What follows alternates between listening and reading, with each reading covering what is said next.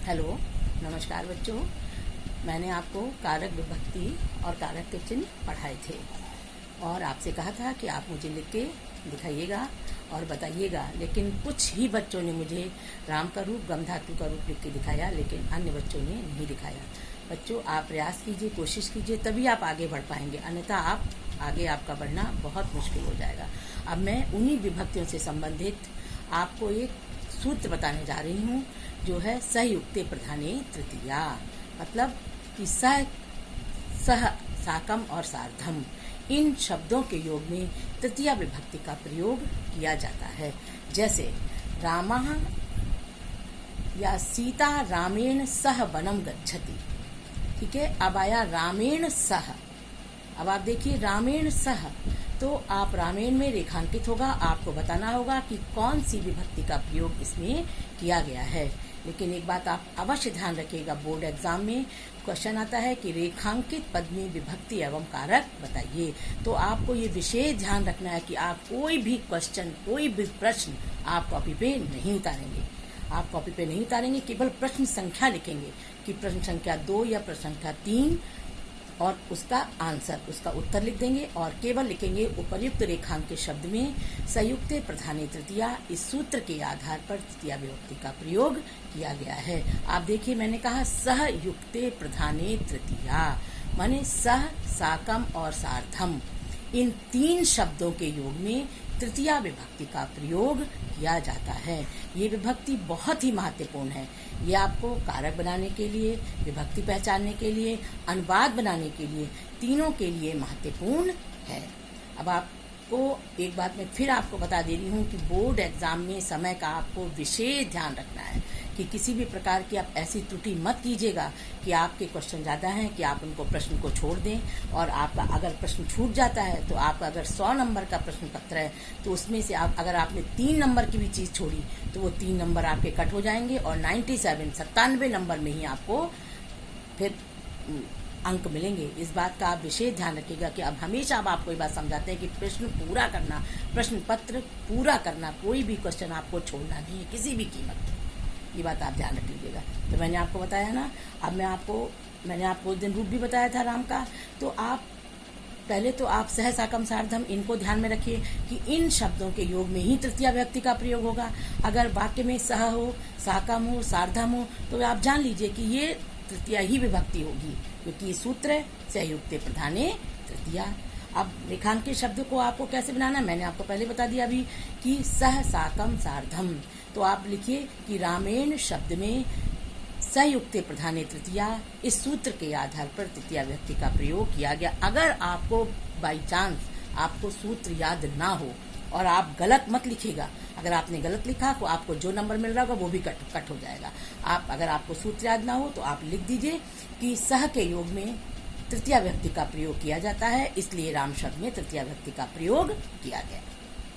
ठीक है, एक बात मैं आपको जरूर बताऊंगी बेटा कि अगर आप कोशिश नहीं करेंगे किसी भी तरह, अगर आपने कोशिश नहीं करी तो आप सफलता प्राप्त नहीं कर पाएंगे। जैसे एक उदाहरण दे रहा, छोटा सा कोई गाय है, सड़क पे पड़ी हुई है, अगर वो मरणासन अवस्था में है, अगर वो खुद भी कोशिश करेगी और 4 लोग उसको उठाएंगे तभी तो वो उठ के बैठेगी। आप लोग को हमेशा ये बात कहते हैं कि आपको प्रयास अवश्य करना पड़ेगा। कोई भी चीज़ आप पढ़िए, कोई भी लिख कर देखिए, जितनी बार आप उसको लिखेंगे उतनी बार आपका वो चीज़ पक्की होगी। मैंने उस दिन कहा था राम का रूप, आप 10 बार राम का रूप लिखिए, 10 बार आप सूत्र लिखिए। आपका 1 बार गलत होगा, 2 बार गलत होगा, 3 बार, चौथी बार तो वो आपका सही होगा। आके बिना लिखे कोई चीज़ आपको पक्की याद नहीं होगी। मैं हमेशा आपको ये बात बताती रहती हूँ कि लिख कर याद करिए कोई भी चीज़, क्योंकि ये तो अगर आप हलंत विसर्ग की भी आपने गलती कर दी तो आपका नंबर कट हो जाएगा। तो आपको इस बात का ध्यान रखना है ना कि मुझे किसी भी चीज़ की गलती नहीं करना है, ना हमें हलंत का हलंत विसर्ग महत्वपूर्ण चीज़ है। अगर आपने इसमें गलत कर दिया तो आपको 0 मिल जाएगा कट कर। तो आपको क्या करना है कि आपको हर चीज़ को लिख के देखना है, लिख के आपको याद करना है। और ये सूत्र जो मैंने दिया है फिर सुन लीजिए एक बार, सह युक्ते प्रधाने तृतीया, सह, साकम, सार्धम, इन शब्दों के योग में तृतीया विभक्ति का प्रयोग किया जाता है। मैंने एक उदाहरण आपको दिया था, सीता रामेण सह वनम गच्छति। वैसे मैं आपको 2-3 उदाहरण दे रही हूँ, आप सुन लीजिएगा, सुन के आप नोट करिए। जैसे मैंने आपको कहा है कि आप ऐसे बोर्ड में लिखिएगा, आप वैसे ही मुझे लिख के भेजिएगा। जैसे ये लिखे पिता पुत्रेण सह वनम गच्छति।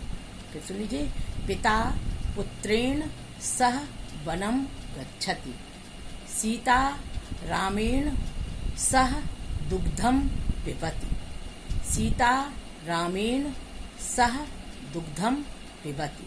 ठीक है, एक और नोट कर लीजिए, मोहनेन सह रामः नृत्यति।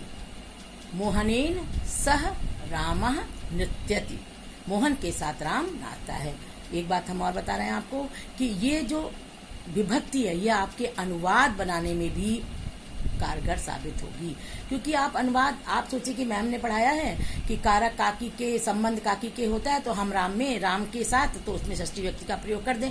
नहीं, क्योंकि मैंने आपको बताया है कि इसमें षष्ठी व्यक्ति का प्रयोग नहीं होगा, क्योंकि सह का योग है। सह के योग में तृतीया विभक्ति का प्रयोग होता है। जब आप इसको अच्छे से सीख लेंगी तो आप अनुवाद भी अच्छे से बना पाएंगी, आप अनुवाद भी अच्छे से कर पाएंगी।